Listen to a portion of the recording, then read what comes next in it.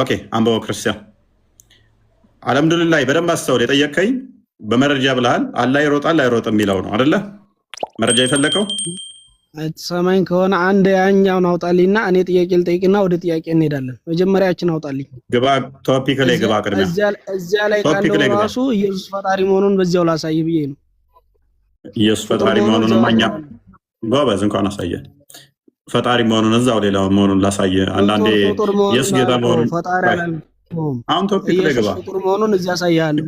ኢየሱስ አባት ፕሊዝ አሁን ቶፒካችን ኢየሱስ ፈጣሪ ነው ፈጣሪ አይደለም የሚል አይደለም። ቶፒካችን ሯጩን አላህ ከቀነኒሳና ከአላህ ማን ይቀድማል የሚለውን እናወራበታለን። ከዛ ኔክስት አሁን አንብባ አዲስ ቶፒኩን አልሰማህም? መጠየቅ እናንተ እኮ ችግራችሁ መልስ መመለስ አትፈልጉ፣ መጠየቅ አትፈልጉ። ዝም ብላችሁ ጥላቻ መዝረት ነው። ያንተማ የተለየ ነው። ይጭራሽ አንብብ። ያንን አውጣልኝ። ኢየሱስ ፍጡር መሆኑን ላሳይህ። ከዛ ጥያቄ ልመልስልህ ነው።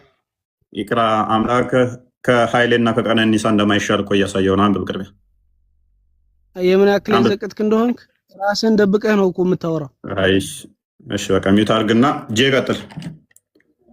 ለምን ሚውት ታደርገኛለህ? እዚህ አይደል እንጂ ጥያቄ ልመልስልህ። ቶፒካችን ምን እንደሆነ አልገባህም ወይንም ሽፍት ማድረግ ፈልጋል? ሯጩ አላህ ቶፒኩን አውራ። ጥያቄ ካለ ቀበላለሁ እኮ ጥያቄ ልኮል መልስልኝ። ዝግጁ አይደለም ታንኮ። እሺ ከሰሩ ምንድነው ከኋላ ያሉ ጀማዎች እኮ ናቸው እንደሚዘውሩ። አንተ ደግሞ ይዘዲን ጄ ቀጥል።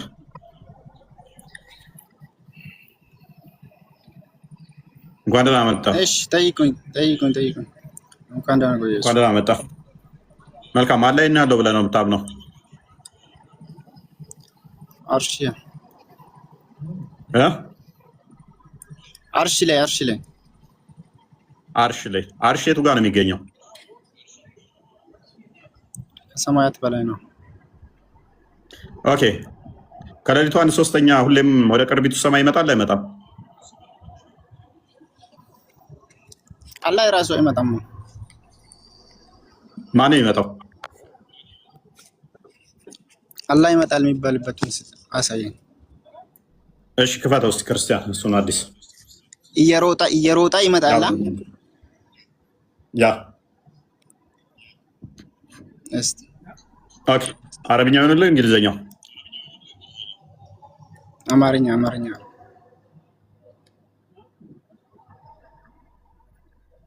ኦኬ አንዴ እንትን አድርግለት። አይሰማም? ይሰማል። ያው ተከፍቶታል። አንበው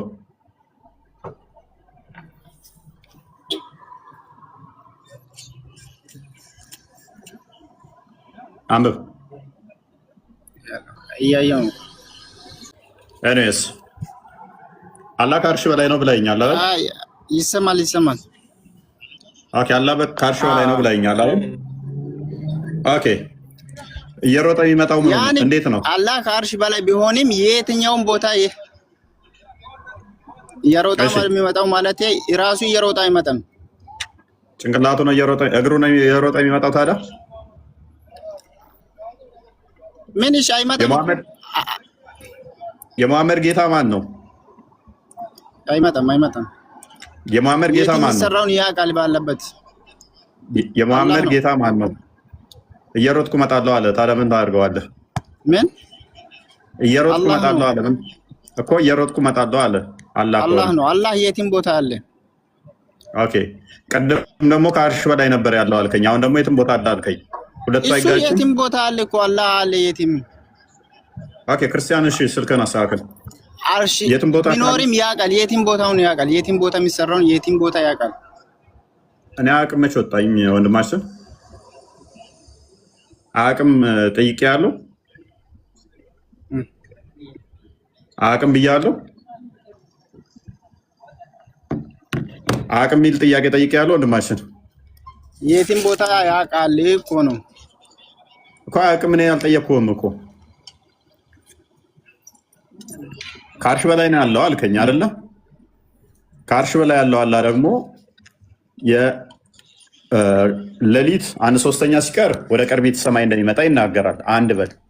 የአረፋ ዕለት ደግሞ ወደ እናንተ ቅርብ ሆኖ እንደሚመጣ ይናገራል። ሁለት በል።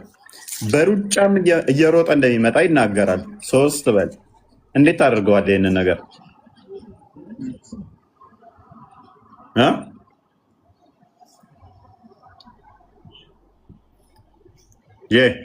እንዴት ታስማማዋለህ?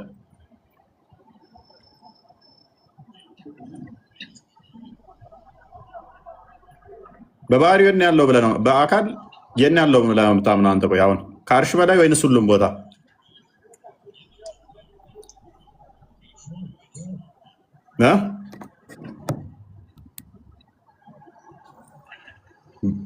ምን ነው ጨነቀ እንዴ? ቀላል ጥያቄ እኮ ነው።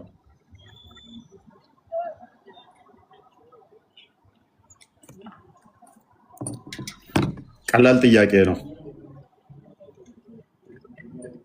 እንዴት አምላክ በስጋ እንዴት ይመጣል? እንዴት ተገለጠ ይባላል? እንዴት ሲል የኖረ ጭንቅላት እንዴት ነው እናንተ አላህ ከአርሽ ላይ የሚወርደው? እንዴት ነው የሚሮጠው? እንዴት መልሱለት። ምንድነው እሱ? አንድ አባባል አለች፣ ለጠላት አርቀ ጎራ ያቆፍር የምትባል ነገር አለች። ራስ ልገባባት ትችላለህና ለዘመናት ሲጠይቁት የነበረው ጥያቄ እነሱ ላይ ባክፋየር ሲያደርግ ማይወጡት ሆነባቸው።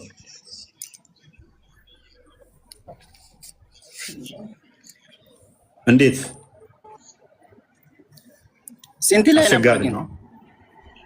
አስቸጋሪ ነው። በዋሪ 7536 ላይ በዋሪ 7536 ላይ አለልን። ስንት 7536 ቡሃሪ 7536 ኦኬ። ሰምተህ አታውቅም እንዴ? ሰምተህ አታውቅም ነበር? አሁን ጥያቄ አለ። እሺ ጥያቄን ተቀበልኝ። ሰምተው ታውቃለህ? ሰምተው አታውቅም ነበር? ደግሜ ነው ሰማሁት፣ አውቃለሁ። ኦኬ፣ ካወቅከው መልሱንም ታውቃለህ ማለት ነው። ጉድ። ስለምታውቀው ነው ሐዲስንም የጠየቀኝ፣ ስለምታውቀውም ነው ቅድም መረጃ የጠየቀኝ። ስለዚህ ስለምታውቀው መልሱ ምንድን ነው? መልሱ ምንድን ነው? እሺ የኔውን ተቀበልሽ። አይ መለስከኝ እኮ በቃ አንተ መለስከኝ እኮ። አልመለስኩም፣ ምክንያቱም አውቀዋለሁ ስላልክ፣ አስቀድሜ አውቀዋለሁ ስላልክ፣ ያው መልሱንም ስለምታውቀው ቀላል ጥያቄ ስለሆነ መልሷንም ቀጥላት። መልሱ እኮ አሳየኝ እኮ በቃ። አሁን መጀመሪያም አውቃለሁ፣ አሁንም አወቅሁ። ምንድን ነው ያሳየው? መልስ አሁን ያሳየው አላህ አሯጭ መሆኑን ነው። አላህ ሯጭ አይደለም። የቲም ቦታ አለ። አላህ ከአርሺ በላይ ነው፣ ግን የቲም የሚሰራው ነው ያውቃል። እኔ ያውቃል አያውቅም አልጠየቅኩም። እሺ የሚሮጠው ከአርሹ በላይ ነው ከአርሹ በታች ነው? እሱ እንጂ በላይ ነው በታች ነው የሚለውን ካለ ያሳይ።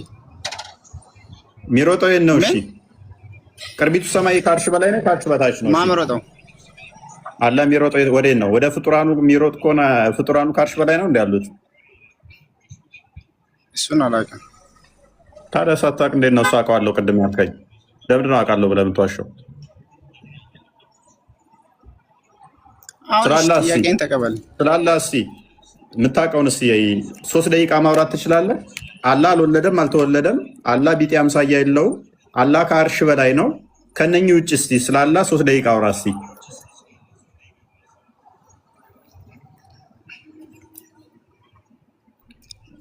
ቀጥል። አላህ ሁሉም ፈጥሯል በልና ቀጥል። ከዛ አላህ ሁሉም ፈጥሯል። አንድ ቀጥል። ምን ቀጥል? አላህ ሁሉም ፈጥሯል። ካሊቅ ነው፣ ራዚቅ ነው፣ ያውቃል።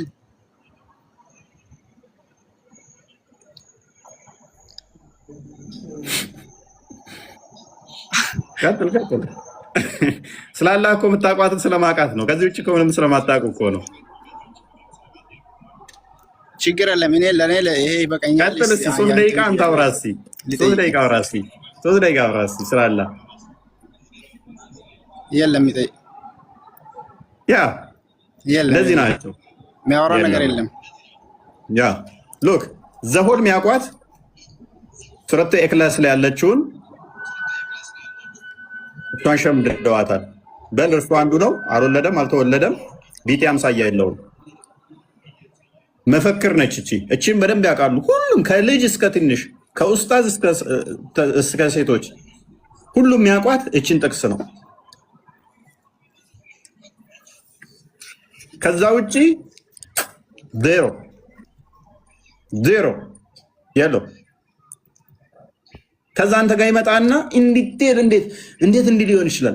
አብ እንዴት እንደዚህ ሊሆን ይችላል? ወልድ እንዴት መንፈስ ቅዱስ እንዴት እንደዚህ ሲወለድ እንደዚህ በስጋ ሲሞት እንዴት እንደዚህ? የማይጠይቁ ጉድ የለም። እሱ ጋር ስትጠይቀውስ ቤላ ኬፍ። እሺ እሱን አስረዳኝ። እሺ አስረዳኝ። እሺ እሱን አስረዳኝ። እሺ እኔ እኮ በጣም ታስቁኝ። አንድ ስለራሳቸው ማለት ነው የሚያውቁት የለም።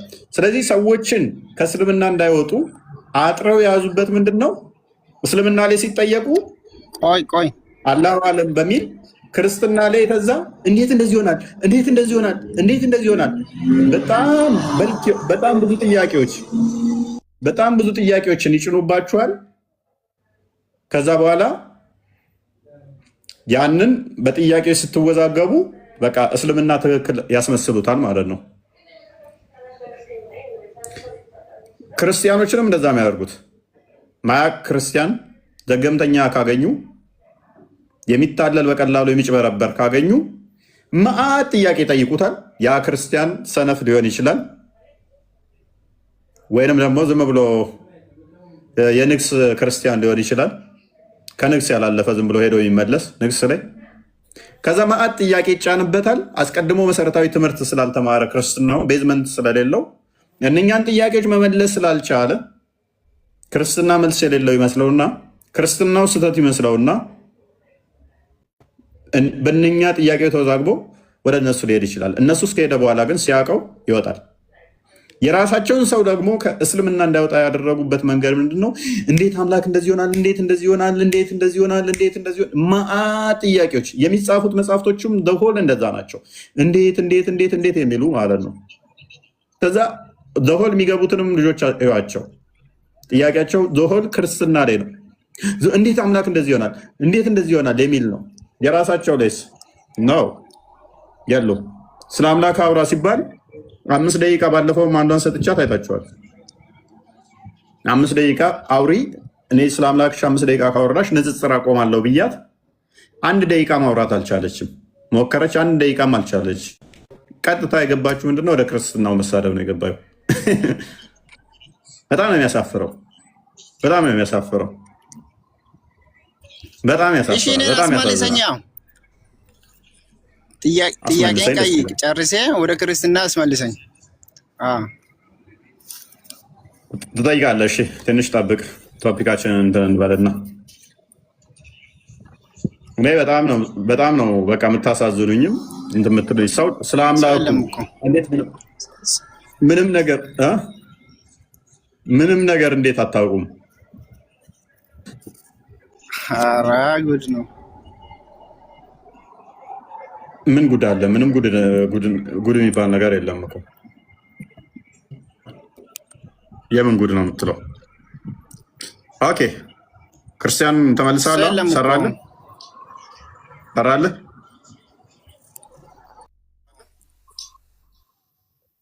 ይሰማል? ኦኬ እዚህ ላይ የሚሉበት አለ መምህር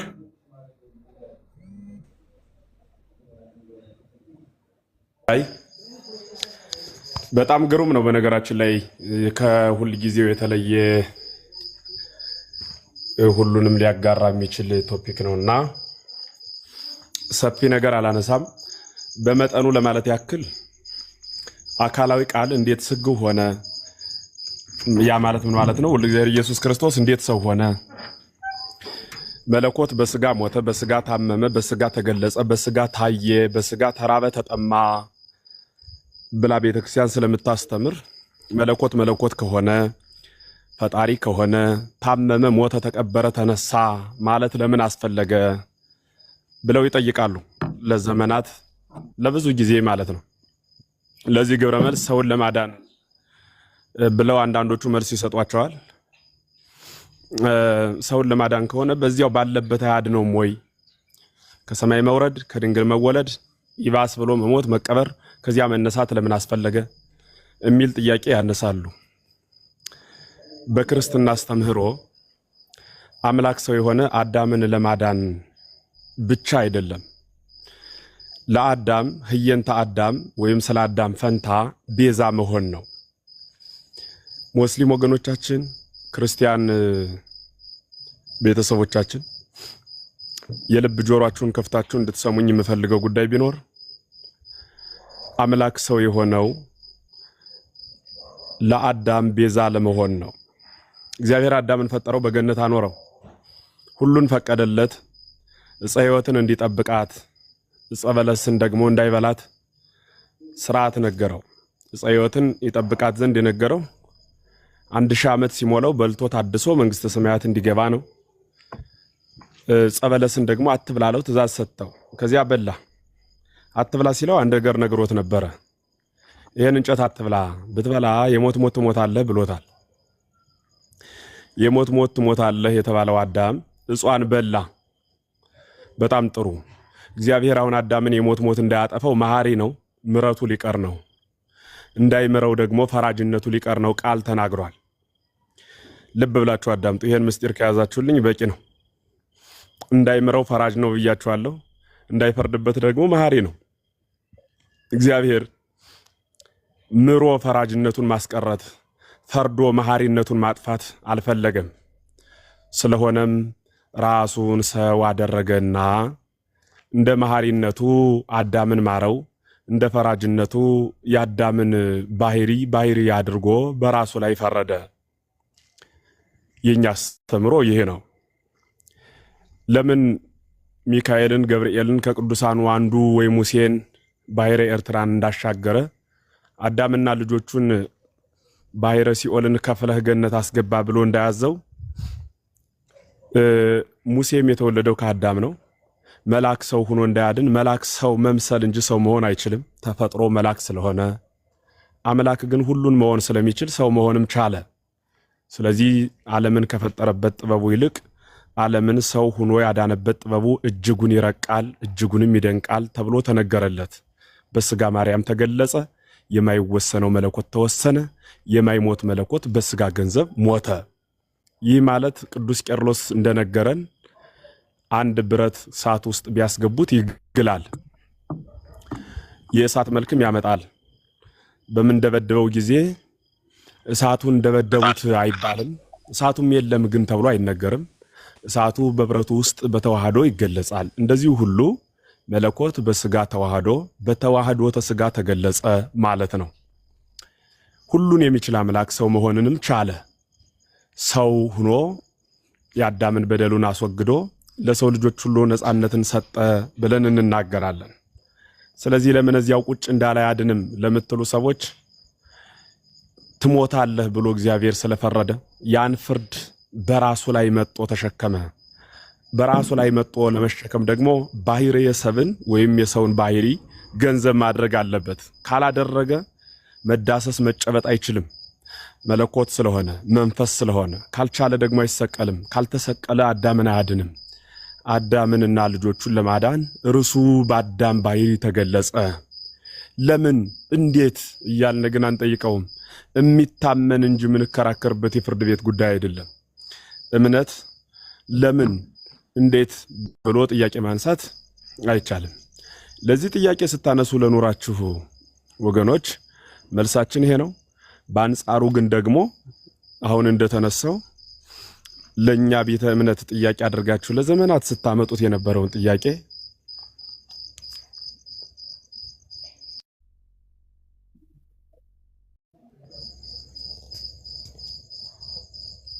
ተመልሻለሁ። ግሩም ስታመጡት የነበረው ጥያቄ አሁን ደግሞ እናንተ ቤት ላይ ጥያቄ ሆኖ መጥቷል። በአካል የኛ አምላክ አካል አለው። አካሉ ግን ውሱን አካል አይደለም። ወደ ላይ ኢዮራማ ኤረር ሰማይ ውዱድ ሰማያት ኢየሩሳሌም መንበረ መንግስት ጽራሪያን ብለን የምንቆጥራቸው ሰማያት፣ ይህ የተቀመጥንበት ምድር ከምድር በታች ያለው ውሃ፣ ከውሃ በታች ያለው እሳት፣ ከእሳት በታች ያለው ነፋስ፣ ከዚያ በላይ ያለው በታች ያለው በርባሮስ የሚባል ጨለማ፣ ይህ ሁሉ በጠቅላላ እንደ ጽናህ ቢሉ አንጠልጥሎ፣ እንደ ወርቅ ቢሉ አንከብሎ፣ እንደ ሸማ ቢሉ ጠቅሎ ይዞታል ብለን ነው የምንናገረው። ማን? እግዚአብሔር። በምኑ? በእጁ። ስለዚህ እግዚአብሔር በዚህ ዓለም ውስጥ የሚኖረው በምልዓተ አካል ነው። የማይወሰነው በፈቃዱ ተወሰነ። የማይወሰነው ሳይወሰን ተወሰነ። ሳይወሰን ተወሰነ። ድንቅ ምስጢር ነው፣ የሚመረመር ነው። የቅድሙ የአባ ሕርያቆስም ሐሳብ ይህ ነው። ይህ ደግሞ በእምነት መነጽር የሚታይ ነው ማለት ነው። ስለሆነ በእናንተ ቤተ እምነት በኩል ደግሞ ከአርሽ በላይ አለ ማለት በአካሉ ከዚያ ከሆነ ወደዚህ ወርዶ የሚመጣው ውሱን አካል አልሆነም ወይ? የፈጠረው ፍጥረት ከፈጠረው አካል አልሰፋም ወይ ነው ጥያቄው። የፈጠረው ፍጥረት ከፈጠረው አካል አልሰፋም ወይ? ለዚህ ግብረ መልስ መስጠት ይጠይቃል። ያለመበሳጨት ማስረጃ እየጠቀሱ መጻሕፍትን እያነበቡ የሚነበበው የምታምኑበት መጽሐፍ ነው። መወያየት፣ አማናዊ የሆነ ህሊና፣ ርቱ የሆነ ብያኔ መስጠት፣ እሱ የስነሰብ መለኪያ ነው ብለን እናምናለን። መሰዳደብ ለፖለቲካውም አይበጅም እንኳን ለሃይማኖት። ሁሉም ሰላማዊ በሆነ መልክ መወያየት ግን የተሻለ ብርሃን ያሳያል። ይሄን ልጨምር። አመሰግናለሁ። እሺ፣ እናመሰግናለን። ቃሉ የተሰማልን። ኦኬ፣ በደንብ ተመራችሁበታል ብዬ ተስፋ አደርጋለሁ። መልካም። አሁን ደግሞ ሙስሊሞች የእናንተን እንዴት ነው እሱ የወረደው? እንዴት ነው የተገለጠው? አይምን የሚመጣው እሱን እናንተ ደግሞ አስረዱን። መሐመድ እባክህ ዲያቆን እንደሱ አይጻፍም። ተው፣ አማርኛውን አታበላሽ። አይናው ዲያቆን መሆን ፍላጎት ህልሙ ካለ ና ተማር፣ ዲያቆን ትሆናለህ።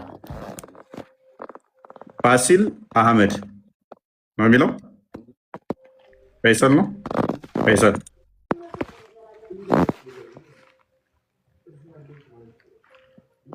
ሰማለሁ። የአህመድ ልጅ ኧረ ተው ፈይሰል።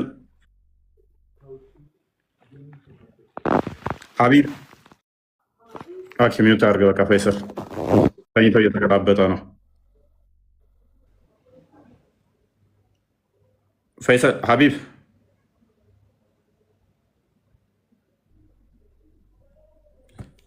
ይሰማል?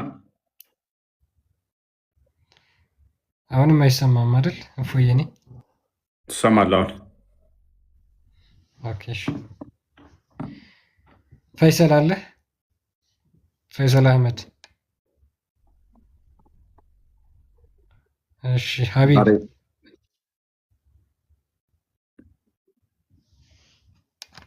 ገብተው ዝም ሊሉ የሚገቡት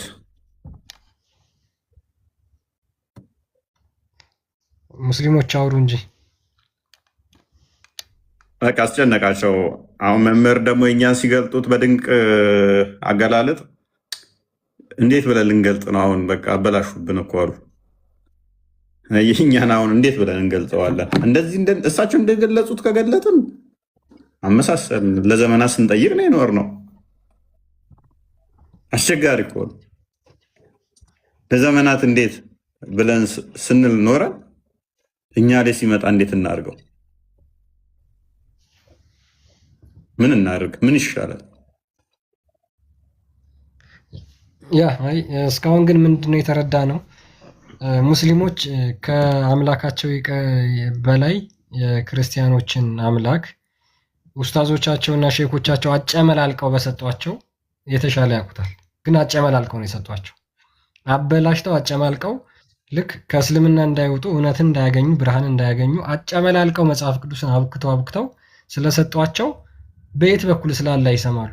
ኢማጂን ቁጭ ብለው ሁጥባ ላይ የሚያስተምሯቸው ስለ ስላሴ፣ ስለ ነገረ ክርስቶስ፣ መጽሐፍ ቅዱስ እንደዚህ አይነት ነገር ነው።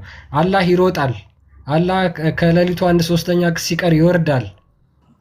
አላህ የአረፋ ቀን ይመጣል። ይሄን ሰምተው ታያቁም ጭራሽ። እስኪ ሰምታችሁ ታውቃላችሁ ሙስሊሞች?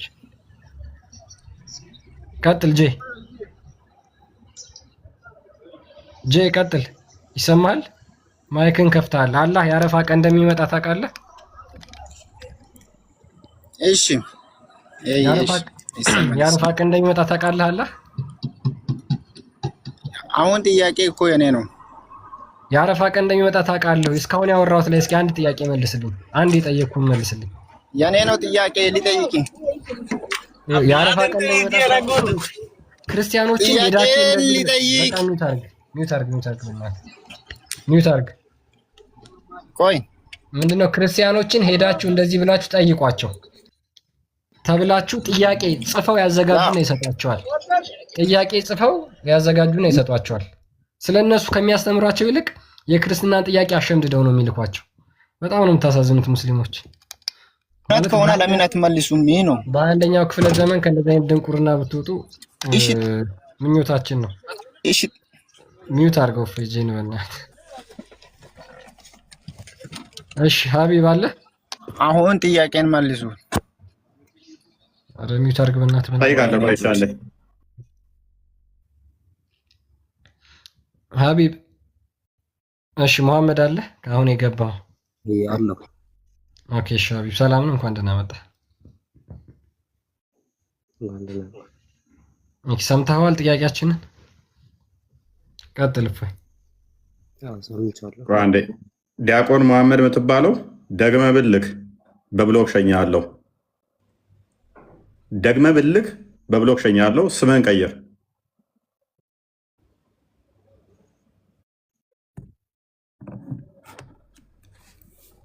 ክርስቲያኖ ናችሁ የሙስሊም ምዛችሁ መመጡ ተሳስታችሁ ብመጡ ተጠንቀቁ። እፎይ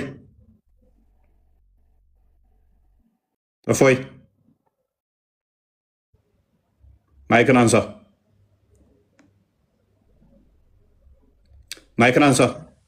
እፎይ ሰላም ናችሁ?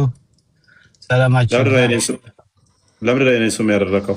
ፕሮፋይልና ስም ለማድረግ አነሳዋለሁ እና አይ ኢንፎርሜሽን ለመስጠት ነው። እፎይ ኢንፎርሜሽን ለመስጠት የኔን ስም ለምን አደረከው? ቅድሚያ ለምን ፕሮፋይሉንም ለኔን አደረክ?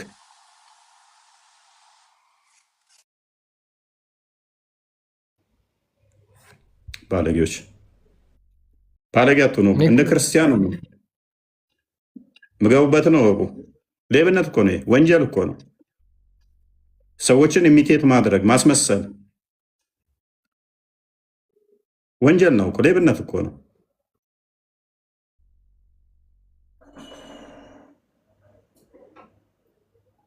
ኦኬ በተለይም የክርስቲያን በተለይም ክርስቲያኑ ናችሁ የሙስሊም ስም ይዛችሁ መመጡ ተጠንቀቁ። እንደዛ መመጡ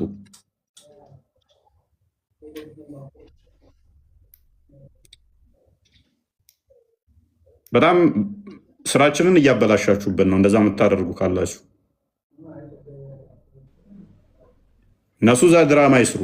እዚህ ለመግባት ገስት ብላችሁ ስማችሁን የሙስሊም አድርጋችሁ እንዳመጡብን እባካችሁ። እንድንሰራ ከፈለጋችሁ አትረብሹን።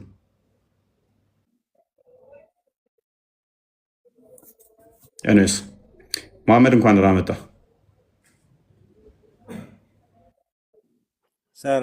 ሰላም ቆያችሁ። እንዴት ነህ? አለን። አይ ቲንክ አንተ አታምንም ማለት ላላ ይወርዳል ይወጣል ብለህ እኔ አላምንም። ኦኬ ሜቢ ጥያቄ አይመለከትም አንተን። ጥያቄ አለኝ።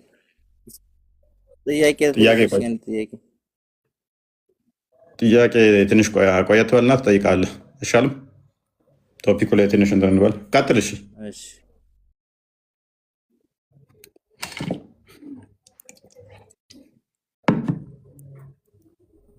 ልቀጥል? ቀጥል። እሺ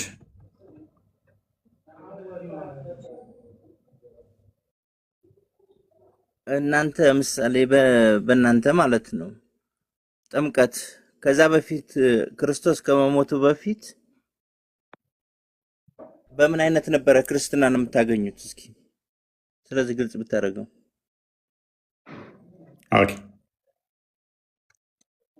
ክርስቶስ በስጋ ከመገለጡ በፊት ማለት ነው። ከዛ በፊት እኔ ከዛ በፊት ነበርኩኝ እንዴ? እኔ ከዛ በፊት ነበርኩ እንዴ? ምሳሌ ግርዛት ነው ምናምን ትላላችሁና ኦኬ ገባ። ሶስቱም አንድ ናቸው ትላለህ። ምሳሌ ሶስቱም አንድ ናቸው። ሶስቱም አንድ ሆኑ። ከዛ በፊት ክርስቶስ ከመገለጡ በፊት ጥያቄን ግልጽ ላድርግልህ። ክርስቶስ ከመገለጡ በፊት ሁላቸውም ሶስቱም አንድ ከሆኑ ከዛ በፊት የነበሩት ነቢያቶች ሶስቱም ስትል ምን አብ ትላላችሁ፣ መንፈስ ነው፣ ወልድ ትላላችሁ። ኦኬ እሺ፣ መልካም። እሺ ጥምቀቱን ምን አገናኘው እዚህ ጋር?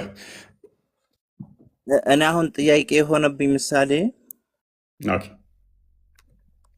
ከጥምቀት በፊት ክርስትና ምን ነበር? በምን ነበረ ሳትጠመቁም? አሁን ምሳሌ ተጠምቃችሁ በ40 ቀናችሁም ሆነ ተጠምቃችሁ ነው የምትነሱት ክርስትናን የምትቀበሉት። ከዛ በፊትስ እንዴት ነበር? ከዛ በፊት የነበሩ ሰዎች መልካም መምህር አሉ የተወሰነ በሉበት ነው።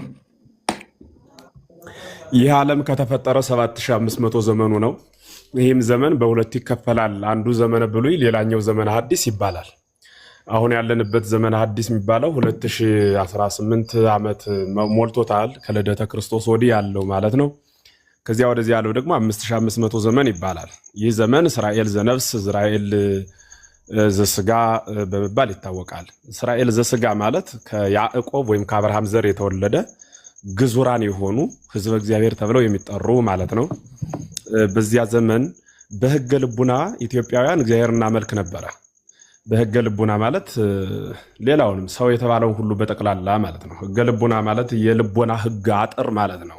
ዝም ብሎ በተፈጥሮ ልክ ሕፃን እሳት አቃጣይ መሆኑን ሳያውቅ በሕገ ልቡና ግን ተረድቶ ከእሳት አካሉን እንደሚያረቅ ሁሉ አለማመን፣ ሰማይና ምድርን የፈጠረ አንድ አምላክ አለ ብሎ አለመቀበል ራስን ወደ ጉድጓድ የመክተት ኃይል ስለነበረ፣ ስለዚህ ሰማይና ምድርን ያዘጋጀ አንድ ኃይል አለ ብሎ ማመን፣ ያ የምናምነው እምነት በሕገ ልቡና 3000 ዓመት ማለት ከኖህ ጀምሮ ዓለም በተፈጠረ በ2260 ምናምን ዓመት ጠፍቷል። ያ ሰባት ካት ይባላል። ከዚያ ጀምሮ ያለውን ግን እስከ ልደተ ክርስቶስ ያለውን ደግሞ ስንቆጥረው 3000 ምናምን ዓመት ይሆናል። ይህ 3000 ዓመት በሕገ ልቦና እግዚአብሔር ስታመልክ የነበረች ሀገር ናት ኢትዮጵያ። ግን ደግሞ ሕዝብ እግዚአብሔር ተብለን ተጠርተን እስራኤል ዘስጋ አልተባልንም፣ ከአብርሃም ዘር ስላልተወለድን ማለት ነው። ያ ነበረ። በጥቅሉ ግን በምን ያመልኩ ነበር? እንዴት አነዋወራቸው ነበረ? ሕገ ብሉይን ተቀብላ መስዋዕት ስትሰዋ የነበረች ሀገር ናት። እሷም ቅድስት ምድር ኢትዮጵያ ማለት ነው። ስለዚህ ሕዝበ እግዚአብሔር ለመባል በዚያ ዘመን በሕገ ልቦና እግዚአብሔርን ከመከተልና በስጋ ከአብርሃም ዘር መወለድ ሕግ ሆኖ ነበረ ማለት ነው። ስለዚህ ልክ ዛሬ ጥምቀት በሐዲስ ኪዳን የክርስቶስ ለመሆን ክርስቶስን ለመልበስ አገልግሎት እንደሚሰጥ ሁሉ ሕዝበ እግዚአብሔር ለመባል ግዝረት ብቸኛ አማራጭ ሆኖ በአብርሃም ተጀምሮ እስከ ልደተ ክርስቶስ በትውልዱ ሲቀጥል ነበረ ማለት ነው። በኋላ በልደተ ክርስቶስ የተጠመቃችሁላችሁ ክርስቶስን ለብሳችሁታል ተብሎ ግዙር ያልሆነ የሚለው ጠፋ። እስራኤል ዘስጋ ብቻ ሕዝበ እግዚአብሔር ሲባሉበት በነበረ ሁላችንም በጠቅላላ እስራኤል ዘነፍስ ተብለን ሕዝበ እግዚአብሔር ተብለን ተጠራን ማለት ነው። ስለሆነም ይህ ጥምቀት የሐዲስ ኪዳን መሰረት ነው። መስራቹን ባለቤቱ ክርስቶስ ነው። ዓላማውም ክርስቶስን የምንለብስበት ጎዳና ነው ማለት ነው። ስለዚህ በዘመነ ብሉይ በምን ነበረ ሕዝበ እግዚአብሔር የምትባሉት? በሕገ ልቦና እግዚአብሔርን ማምለክና ከዚያ ውጭ ግን በግዝረት ወይም ደግሞ ግዙር በመሆን በኩል ሕዝበ እግዚአብሔር እንሰኝ ነበር ማለት ነው። ግልጽ ከሆነ ይበቃል።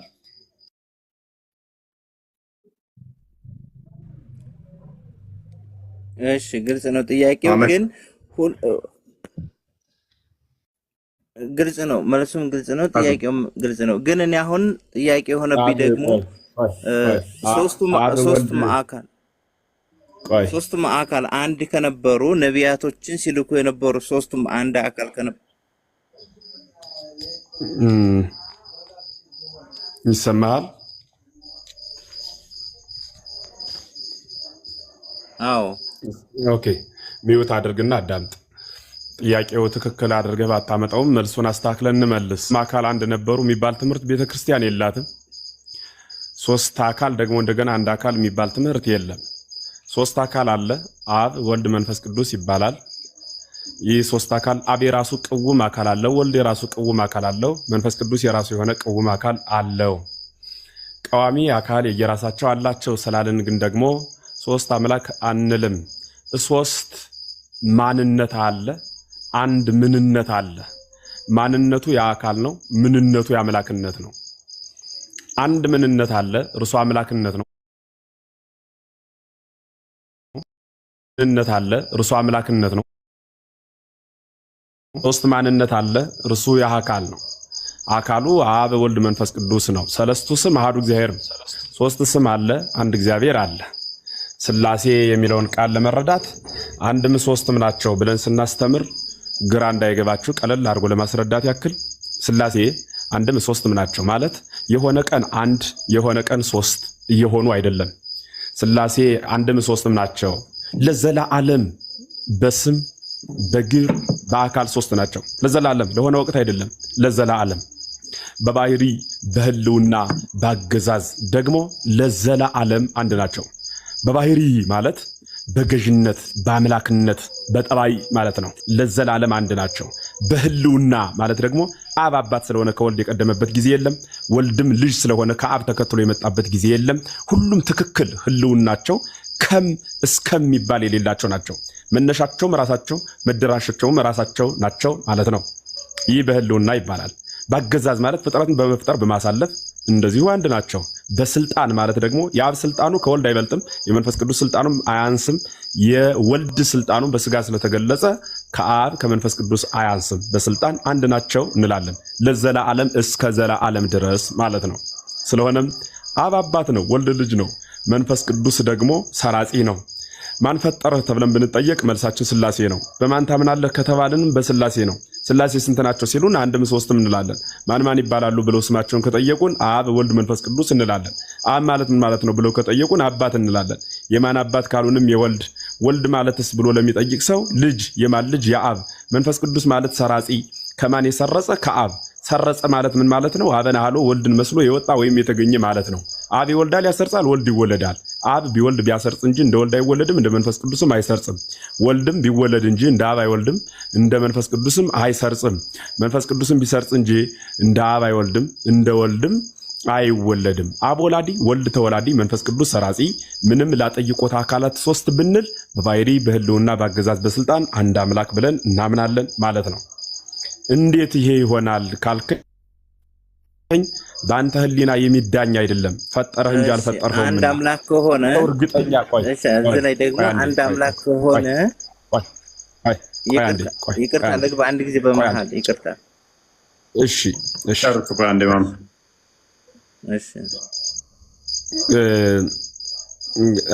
በደንብ በዚህ ላይ እንድትይዙልኝ የምፈልገው እንዴት ነው እንደዚህ የሆነው ካለ አንድ ሰው እርግጠኛ 99% እርግጠኛ ነኝ ብሎ በፈጠረው ፍጥረት ላይ እንኳን መናገር አይችልም። ባመረትነው ሞባይል፣ በእጃችን ሰዓት፣ በሌላም በምንደርበው ጃኬት እርግጠኛ ሆነን ከዚህና ከዚህ የተቀመመ እንደዚህ የተደረገ ብሎ እርግጠኛ ሆኖ መናገር የሚችል ፍጥረት የለም። እኛ ባመረትነው ምርት እርግጠኛ መሆን ካልቻል ባመረተን በስላሴ እርግጠኛ ሆነን እንዲህ ነህ ይህን ትመስላለህ ይህን ታክላለህ አንልም። በእምነት ነው የምናውቀው። በእምነት ያመንነውን እርሱን እንገልጻለን ራሱን በገለጸበት መንገድ። ፈጣሪ ፍጡርን መርምሮ ቢያውቅ እንጂ ፍጡር ፈጣሪን መርምሮ ማወቅ አይችልም ማለት ነው። ስለሆነም እሱ መረዳት እንድትችል ነው። አሁን ጥያቄህን እቀበልህ ዘንድ ፈቃደኛ ነኝ።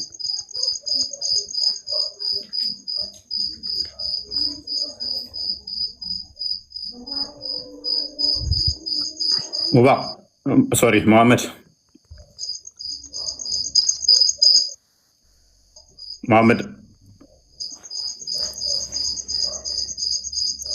አለ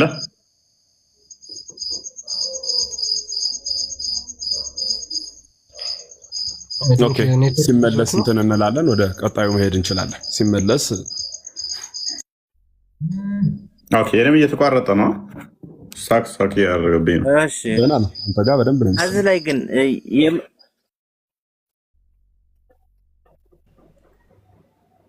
እያወራ ነው። ይሰማችኋል? የኔ ይሰማችኋል? ቀጥል መሐመድ። ይሰማል። አሁን ጥሩ ነው። እሺ ከዚህ ላይ አሁን እኔ ጥያቄ የሆነብኝ ምን ነበረ? ተቀያየር እነዛን መላእክት ከክርስቶስ ከመገለጡ በፊት እነዛ መላእክቶች ሲላኩ የነበሩት አያውቁም ነበር። ግዝረትን ያመጡት ተጠምቀው እንደ ልጅ ለመሆን መጠመቃቸው ለቋንቋው ይቅርታ ምናልባት እንዳላበላሽ ብዬ ነው እንትን ምለው ማለት ነው። ከእናንተ ገባ ብዬ ስለማላቅ ማለት ነው። ኦኬ አይ አያውቁም አላሉህም እኮ መሐመድ። አያውቁም ሳይሆን ጥምቀትን እነኛ አያውቁም፣ ግዝረቱን እንደዛ እንትን የተባለው ይኸውልህ አሁን እኔ አሁን ሙስሊሞችም ካሉ እንድታስገባልኝ ነው። ሙስሊሞችም አሁን ምሳሌ አንዳንድ በእንደዛው አለ ባህሪ ይቀያየራል ወይ? የአላህም ሆነ የእግዚአብሔርም ሆነ ባህሪው ይቀያየራል ወይ ነው። አሁን ጥያቄ ሁለቱንም ጥያቄ ሆኖብኝ ነው አሁን ለእናንተም እየጠየኳችሁ ያለሁት። ሙስሊም ካለ በዛው የሚያስረዳ ካለ ማለት ነው። ግቡ። አይ ባህሪ የመቀየር ጉዳይ ሳይሆን በዛው ትመልሰዋለህ ራስ። ኦኬ እናንተው ላይ በዛው እንትንልና መምህር ቃሎት ያሰማልን። ባህሪ የመቀየር ጉዳይ አይደለም። የመቀየር ጉዳይ ሳይሆን ትንቢተ ኤርምያስ ምዕራፍ 31 ላይ ከቁጥር 31 እስከ 33 ወይም 32 አዲስ ቃል ኪዳን እንደሚገባላቸው ተናግሯቸዋል። አስቀድሞ ዘፍጥረት ምዕራፍ 12 ላይ ለአብርሃም የተሰጠው ቃል ኪዳን አለ። አሕዛብ በሱ እንደሚባረኩ ቃል ተገብቶለታል። በደንብ አስተውሉ። ያ አብርሃም በዘርህ አሕዛብ ይባረካሉ ተብሎ ተነግሮት ነበረ። ሲጠብቀው ተስፋ ሲያደርገው ነበረ። ማያውቁት እንደዛ ምናምን ነገር ሆኖ ሳይሆን ቃል ኪዳን ተሰጥቶት አብርሃም አባታችን ያንን ተስፋ ሲያደርግ ነበረ። ዘፍጥረት ምዕራፍ 22 ላይ ልጁን ይዞ ሲሄድ ያንን ተስፋውን ተስፋ አድርጎ ስለሚጠብቅም ነው። ዘፍጥረት ምዕራፍ 17 ላይ ግዝረትም ሲሰጠው ሲበሰር፣ ዘፍጥረት ምዕራፍ 15 ላይ ስለሚያውቅ ነው፣ ስለማያውቁ አይደለም። ያውቃሉ። ተስፋም ያደርጉ ነበረ። ተስፋም እንደሚያደርጉ ሲጠብቁትም እንደነበረ ክርስቶስ በአዲስ ኪዳን ሲመጣ በዮሐንስ ወንጌል ምዕራፍ 8 ላይ ከቁጥር 54 ጀምሮ አብርሃም ቀኔን ያይ ዘንድ ሐሴት አደረገ ይላል። ቀኔን ያይ ዘንድ ጥቅሱን ቃል በቃል ረስቼዋለሁ። አየም ተስፋ በቃል በቃል ራይለቴ አባታችሁ አብርሃም የኔን የምወለድበትን ቀን ያይ ዘንድ ተመኘ ነው። ትንቢት ነው። ግሩ ደህና ነው። ያ ስለዚህ ያውቁ ነበረ፣ ሲጠብቁም ነበረ። ወተፈሳ አየም ተደሰተም። ተስፋ ሲያደርጉ ሲጠብቁት ነበረ። ሙሴ ዘጸአት ምዕራፍ 33 ላይ ወደ መጨረሻ አካባቢ ቁጥር ስትመለከት ልይህ ብሎ ሲመኝ ሲጠይቅ አታየኝም ጀርባዬን እንጂ ብሎ በምልክት ነግሮት ነበረ። መቼ እንደሚያየው በአዲስ ኪዳን እንደሚያየው። ለዚህ ነው በማቴዎስ ወንጌል ምዕራፍ 17 ላይ በስጋ ሲገለጥ ክርስቶስን አይቶታል። ሲመኘው ሲጠይቀው የነበረውን ማለት ነው። ጀርባዬን ሲለው በኋላ ታየኛለህ፣ በስጋ ስገለጥ ነው። በስጋ እንደሚገለጥ ተስፋ ትንቢት ሲናገሩ ነበረ። ኢሳያስ ምዕራፍ 53 ስትመለከት፣ ዳዊት በመዝሙሩ ምዕራፍ 2 ስትመለከት፣ ምዕራፍ 7 ምዕራፍ 110 ከቁጥር 1 ጀምሮ ስትመለከት፣ ሰለሞንን ስትመለከት ትንቢት ሲናገሩ ሲጠብቁትም ነበረ። ግዝረት ለአብርሃም ተሰጠ፣ ያ ልጅነት በዛ ስለነበር ማለት ነው። አይሚን የእስራኤል ኮቨነንት ውስጥ የሚገቡት ለአብርሃም የተሰጠው ቃል ኪዳን ስለነበረ በአባታችን አብርሃም ደግሞ ያንን ተስፋ ስላደረገ፣ ምክንያቱም አሕዛብ በአንተ ይባረካሉ ስለተባለ በሱ ዘር እንደሚባረኩ ሮሜ ምዕራፍ 9 ላይ ከቁጥር 5 ጀምሮ ይህንን ያመጣዋል። የአብርሃምን የጨዋይቱንና የአጋርን ታሪክ ያመጣውና ከዛ ገላትያ ምዕራፍ 3 ላይ ደግሞ ከቁጥር 24 ጀምሮ የተጠመቃችሁ ሁሉ ክርስቶስን ለብሳችኋል፣ እንግዲህ ወንድ ሴት ባሪያ ጨዋ የለም፣ ሁላችሁ አንድ ሰው ናችሁ፣ የክርስቶስ ከሆናችሁ እንግዲያውስ እንደ ተስፋውም ቃል እንደ አብርሃም የአብርሃም ልጆች ናችሁ ይላል። እንደ ተስፋውም ቃል ወራሾች ናችሁ፣ የአብርሃም ልጆች ናችሁ ይላል። የአብርሃም ልጆች ለምንድን ነው የተባልነው? አስቀድሞ ለአብርሃም ተስፋ ስለተገባለት ነው። ማያውቁ ሆነው አይደለም ማለት ነው። ስለዚህ ባህሪ ተለውጦ ምናምን ነገር ሳይሆን አስቀድሞ ተነግሮታል፣ ቃልም ተገብቶለታል። እናንተ ጋርም እኮ አለ ሙሐመድ። ይህንም ሜይ ቢ እንዴት እንዳያው ባላቅም ሸሪያ በሙሳ ጊዜ የነበረ ሸሪያ፣ በሌሎቹ ነቢያት ጊዜ የነበረ ሸሪያ፣ በሙሐመድ ጊዜ ራሱ ለምሳሌ ዘወጀል ሙታ አሁን ይካሄዳል። ሳይ ሙስሊም 1406 ላይ መሐመድ ለምሳሌ ሙታን ፈቅዶ ነበረ። አንተ ሙታ ታደርጋለህ? አሁን አላደርግም። ኦኬ። ስለዚህ አላህ ባህሪው ተቀይሮ ነው ማለት ነው። በመሐመድ ጊዜ ግን ይደረግ ነበር። አይ እኔም እዚህ ላይ እኮ ጥያቄ አለኝ። ራሱ አላህ Subhanahu Wa Ta'ala ቁርአንን በሚያምር ድምጽ ይቀራው ነበር ይላል። አንድ ቦታ ላይ ባለፈው አንተ አዝዝ ትከራከርበት ነበርና እንደዛ ያሉ ነገሮችን እየሰማሁ ነው። አሁን በመስማት ነው አሁን ይሄን ጥያቄ የጠየቅኩት። ገባ? ከዛ ከሆነ ለምን ለአባታችን አደም ከዛ ጀምሮ ለምን ቁርአን አላወረደም ብዬ የምጠይቃቸው ጥያቄዎች ነበር ለሙስሊሞች ራሱ ማለት ነው። ለማንኛውም ተስፋ አድርግና፣ ስለዚህ እንደ ስም ከሆነ ሎክ ክርስቶስ በስጋ እንደሚወለድ አስቀድሞ ትንቢቱ ነበረ። ዘፍጥረት ምዕራፍ 3 ቁጥር 15 ላይ በዘርና በዘሯ በልጅን ያ የሚለው ይመጣና ለክርስቶስ ይሆናል። ክርስቶስ በስጋ እንደሚመጣ ትንቢቱ ነበረ። ክርስቲያን የሚለው ስም ሞር ፎከስ የምታደርገው እዛ ላይ ከሆነ ግን ክርስቲያን የሚለው ትንቢት ሲናገሩ ነበረ ክርስቶስ እንደሚመጣ። ትንቢተ ኢሳይያስ ምዕራፍ 56 ላይ ከቁጥር 3 ጀምረ ስትመለከት በቤቴና በቅጥሬ ውስጥ አዲስ ስም ይሰጣል ብሎ ይናገራል። ትንቢት ነበረ። ቅድም እንዳልኩ ኤርሚያስ ላይ አስቀድሞ ቃል ኪዳን ገብቶላቸዋል። አዲስ ቃል ኪዳን በህጉ መሄድ ስላልቻሉ አዲስ ቃል ኪዳን እንደሚሰጣቸው፣ በቤት ውስጥ ደግሞ አዲስ ስም እንደሚሰጥም በትንቢት ተነገረ ማለት ነው። ክርስቶስ በስጋ ሲገለጥ ግን ቤተክርስቲያኑ መሰረተ።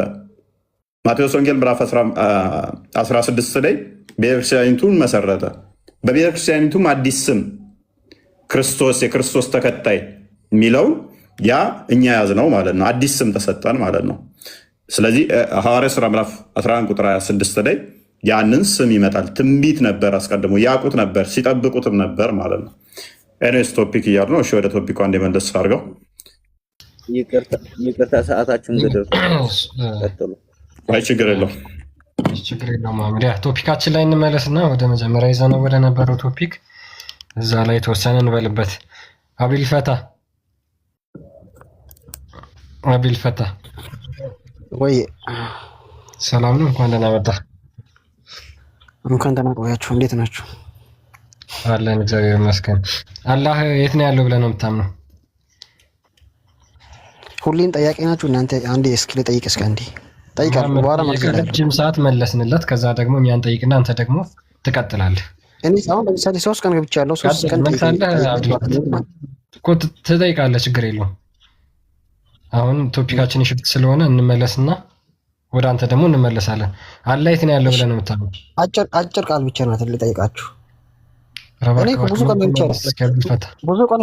ብዙ ቀን ገብቻለሁ። ወላሂ ምን አፉሌ ተሳድበህ መጥፎ ነገር ተናግረህ ነው የምትወጣው? መልስ ከሌለ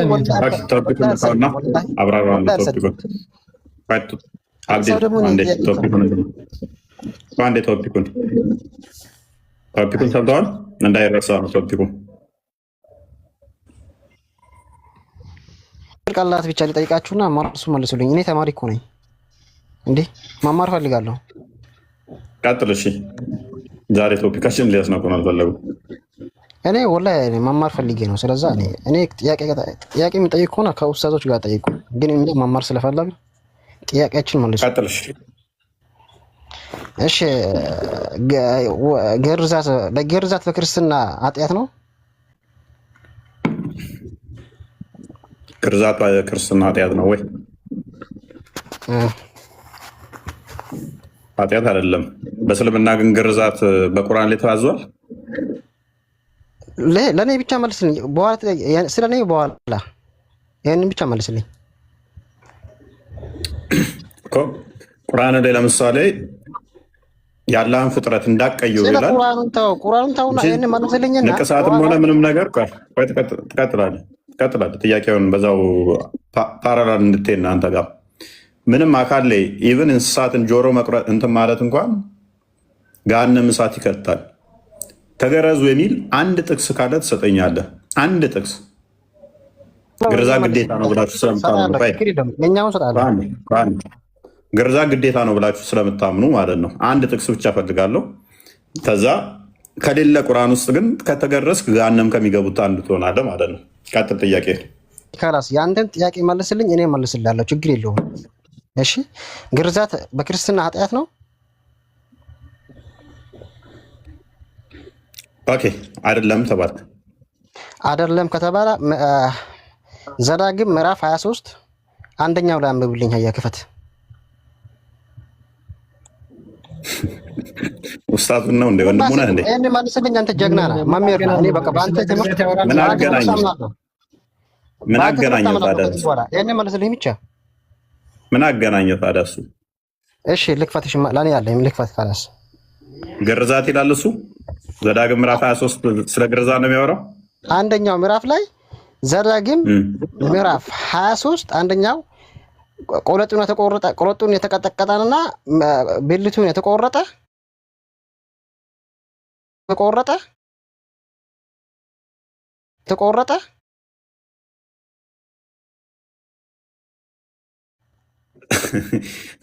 አንተ ቆለጥን አስቀጥቅጠው ነገር ሲገርዙ ቆለጥን አኮላሽተውታል፣ ቀጥቅጠውታል። እሺ ቆለጥ የሚለውን ታውና ችግር የለውም፣ መጽሐፍ ቅዱስ ነው ያለው፣ ችግር የለውም። እሺ ብልቱን የተቆረጠ ወደ እግዚአብሔር ጉባኤ አይግበላል። እሺ ብልት ተቆርጧል። አንተ ስትገረዝ ብልትህን የቆረጡት ወይንስ ሸለፈትህን የቆረጡት? ሰይናኛ ታውና ይሄን ብቻ መልስልኝ። ማስረጃ ከሌላ ማስረጃ ላምጣልህ። ምንም እኮ ማስረጃ ከማምጣት አይጠበቅም። ክርስቲያን ልጅ ሆኖ ከተገረዘ ኃጢአት ነው ማለት ነው። መገረዛት በእናንተ አይፈቀድም ማለት ነው። መመሪ ዱበት እኔ ማስረጃ አለኝ። በትልቁ አድርጉኝ። ታዲያ ማስረጃ አለኝ፣ በትልቁ አድርጉኝ። ቆይ መልስ አይደል የፈለግከው? አሁን ተማሪ ነኝ ነው ያልኸው። ተማሪ ደግሞ መምህሩ ጋር ከህግ ውጭ አይከራከርም። ያልገባውን አብራሩልኝ ብሎ ጥያቄ ይጠይቃል። መልሱን ሲያገኝ ደግሞ ያን መዝግቦ ይይዛል። ተማሪው ራሱ በመምህሩ ቦታ ራሱን አስገብቶ ካወራ ያው ተማሪ ነኝ ያልኸው ቃል ይፈርሳል ማለት ነው።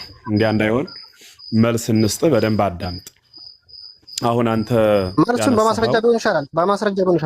በማስረጃ እያሳያል። በማስረጃ ነው የምነግርህ። አዳምጥ።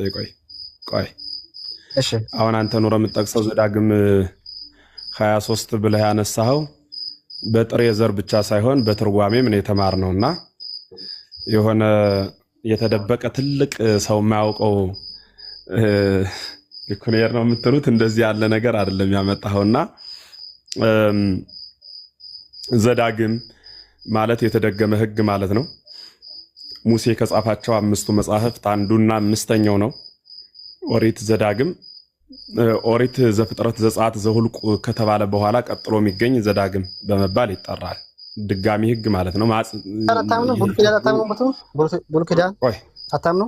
ብሉይ ኪዳን ምንም አልነ እንዲ አሁን አልኩኝ። እዚያ ከማብራሪያው ላይ እዛ ውስጥ ነው አለው። አናምንበትም ነው ወይ አሁን እያልኩ ያለሁት ምንድነው ስለ የነበረው? ቆይ አንተ ጋር እንኳን በኋላ ወራለሁ። አብዲል አዳምጣቸው አጥሩ እውቀትህ ቁንጽል እንዳይሆን በመላት ነው እያስረዳሁ ያለሁት። አሁን የብሉይ ኪዳንን አናምንም እያልሁ አይደለም።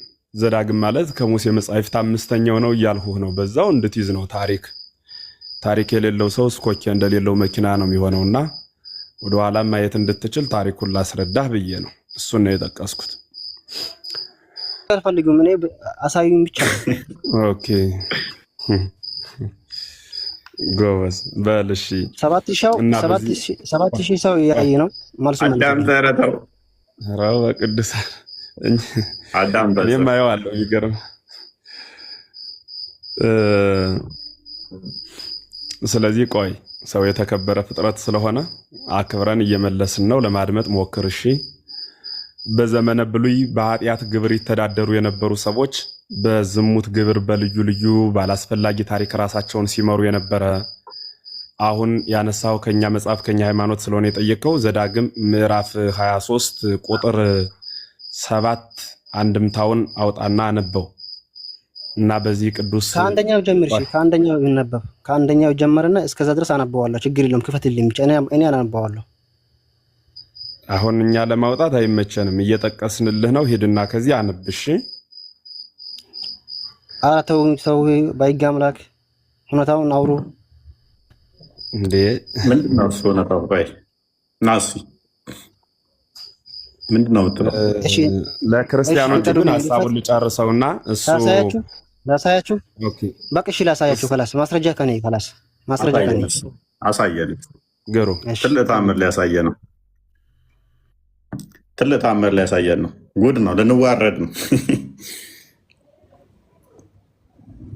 መዋረዳችን ነው። በቃ ትልቅ ተአምር ሊያመጣ ነው። ያ ከኡስታዛቸው ከዛ የተማረው ስለሆነ አትፍረዱበት። የዘወትር ጥያቄያቸው ነች። ስንት ቀን ተመልሶላቸው ማይሰሙ ጉዶች እንትን ነው። አትፍረዱባቸው። የእስልምና ትልቁ ዓላማቸው ገነት ውስጥ የመቶ ወሲብ ጉልበት ተሰጥቷቸው በቀን 70 ምናምን ችኮችን ድንግልናቸውን አላህ ይመልሳል። እነሱ መደርመስ ነው። ታዲያ እንዴት ነው እሱ ብልት ተቆረጠ አገባም ከተባልኩኝ ክፈተው በትልቁ አድርጉኝ። በትልቁ በዚህ አይታይም። ቆይ ምንድነው? ትልቁ ላይ ነው። ያው ትልቁ ላይ አድርጌያለሁ እና ስለሆነ የምታሳየን እሺ፣ ክፈቱልኝ። ታዲያ አይታይም። በዚህኛው አይታይም እኮ አልታይ ስትል እናሰፋለን። አሁን ደህና ትልቁ ላይ ነው። በእናትህ ያው ትልቁ ላይ አድርጌያለሁ። መጽሐፍ ቅዱስ የላችሁም እናንተ ወንድማችን? ትልቁ ላይ ነው። ትልቁ ላይ አድርጉኝ ብለህ ነበረ። ትልቁ ላይ ነው ያለው። አሁን ማስረጃውን ክፈትና አውጥተህ አሁን የከፈትከውን ክፈተው። አሁን የከፈትከውን ክፈተው። ጠብቅ ያላ ሹት ስክሪን ብለዋል። ጠብቅ ሹት ስክሪን ሆኗል። ችግር የለውም። ክፈት። አሁን የከፈትከውን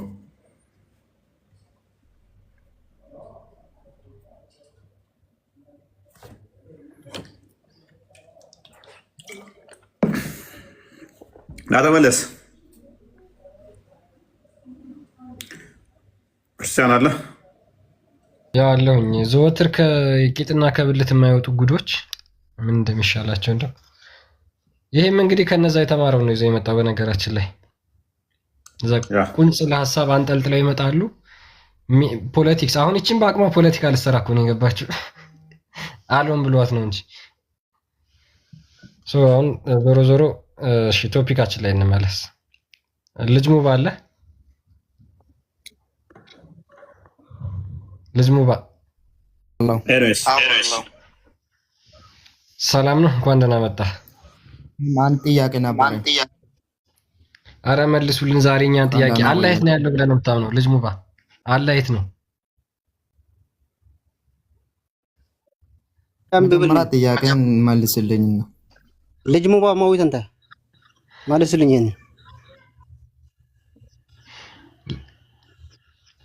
ኦኬ ሃያ ምኑን ልማል ጠይቀኝ።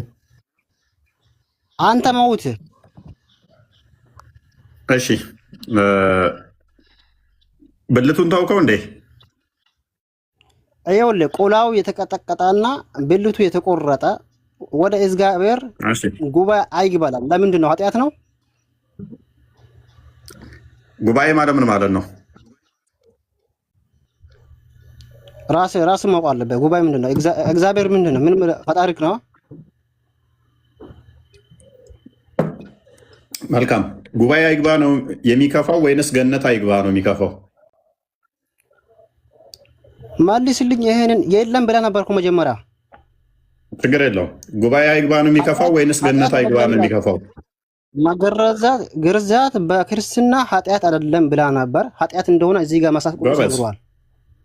ጎበዝ።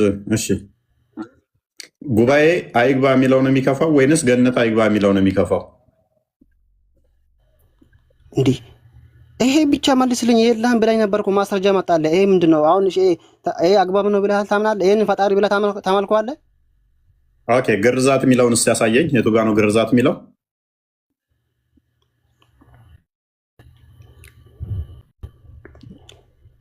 የተገረዘ ጉባኤ አይግባ የሚለውን አሳየኝ እስኪ። ንጽጽር አቆማለሁኝ። የተገረዘ ጉባኤ አይግባ የሚል ካለ አሳየኝ። በትልቁ አድርገኝ። ታዲያ በትልቁ አድርገኝ። ሁሉ መሙሉ አይታየም እኮ እዚህ ጋር ወይ ይታአል እኮ እዛ አደርግህ። የተገረዘ ጉባኤ አይግባ። አዎ፣ ኦራይት። እሺ፣ ኦኬ፣ መልካም። የተቆረጠ የሚለው ማለት ምንድን ነው? የተቆረጠ ምንድን ነው? መቆረጥ ምንድን ነው? ችግር የለውም።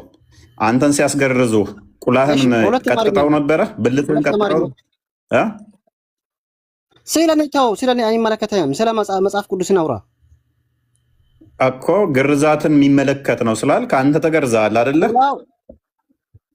ተገርዣለሁ። ተገርዛላ? ችግር የለውም። አንተ ተገርዛል። ቁላህን የቆረጡት? አንተ አይ እሺ፣ አንተ ተገርዛል። ሸለፈትህን የቆረጡት ወይንስ ቁላህን የቆረጡት?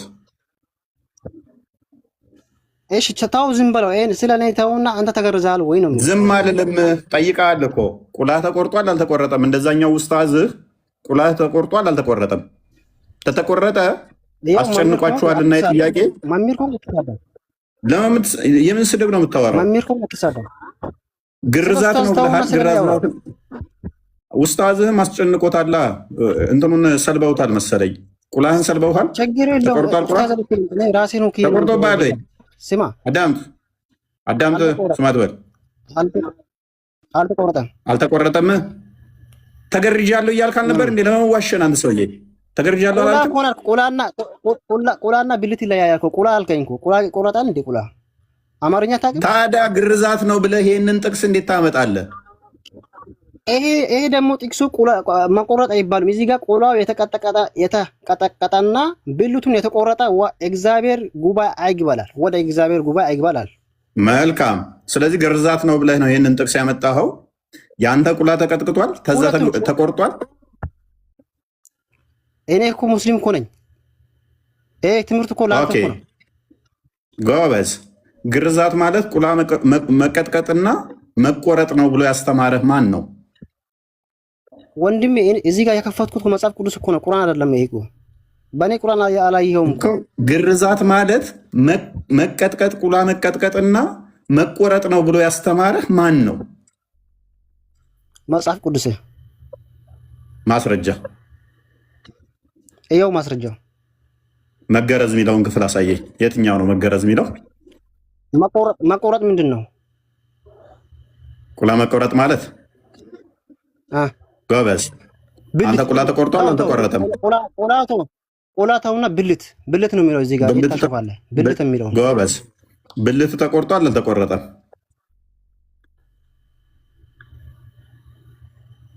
ተቆርጧል። እኔው ብልት ተቆርጧል። እኔ ሙስሊም እኔ ብልት ያልተቆረጠ እግዚአብሔር ይመስገን።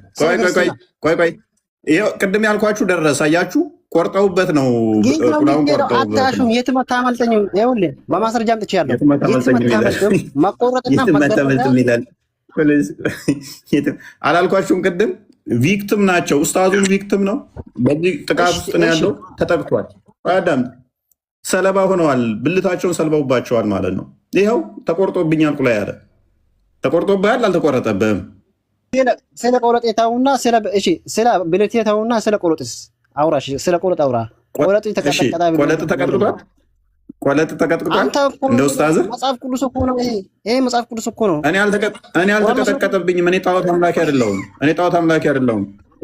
እኔ ለምን አስቀጠቅጣለሁኝ? ጣዖት አላመልክም እኮ እኔ። አንተ ተቀጥቅጦብሃል? እሺ ቆይ ተቀጥቅጦብሃል? ለምን ትስቃለህ? ዲቃላ ወደ እግዚአብሔር ጉባኤ ይገባል። ቆይ ጨርስ። ተቀጥቅጦብሃል አልተቀጠቀጠብህም? መልስ። ይኸውልህ አሁን መልሱን አዳምጥ። መጽሐፍ ቅዱስ ነው። መልሱን አዳምጥ። በቃ መልሱ አዳምጥ። በቃ ማይከስ ያዝ ማይክ። እኔስ ብዙ ጊዜ ላይ ታውቃላችሁ ሁላችሁም። አዳምጥ። በቃ አትጨማለቅ።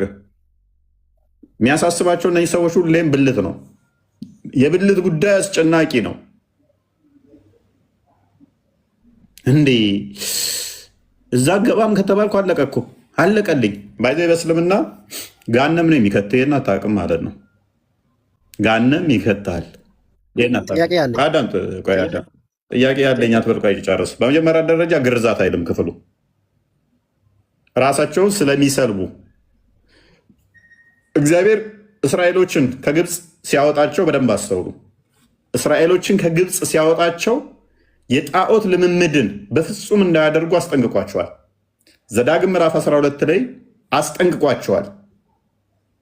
ምን እነኛ ለጣዖታቸው የሚሰዉትን ራሳቸውን ይሰዋሉ፣ ራሳቸውን ይነጫሉ። ታያችሁ፣ የበዓል ነቢያቶችን ካያችሁ ራሳቸውን እየቆረጡ ሰውነታቸውን እያደሙ ራሳቸውን እየቀደዱ ለጣዖት ይሰዉ ነበረ፣ ሲሄዱም ያነክሱ ነበረ። እግዚአብሔር እንደዚህ እንዳያደርጉ ዘዳግም ምዕራፍ 12 በደንብ አንብቡት እስከ ቁጥር 31 አካባቢ በደንብ አድርጎ በፓራላል አስቀምጦታል። እንደዚህ እንዳያደርጉ ኤርሚያስ ላይ ነፍሴ ትጸየፈዋለች እንደዚህ የሚያደርጉትን ይላል። ስለዚህ አዳም ጥቀኝ፣ እግዚአብሔር ብልትን የፈጠረው ብዙ ተባዙ ምድርን ሙሏት ብሎ የሰጠውን ትእዛዝ እነሱ ግን ከዚህ ዓላማ ይልቅ ከእግዚአብሔር ካዘዘው ዓላማ ይልቅ ለጣዖት ብልታቸውን ይሰዋሉ፣ ይቀጠቅጣሉ፣ ይቆርጣሉ። እግዚአብሔርን አልፈቀደው፣ አልወደደው።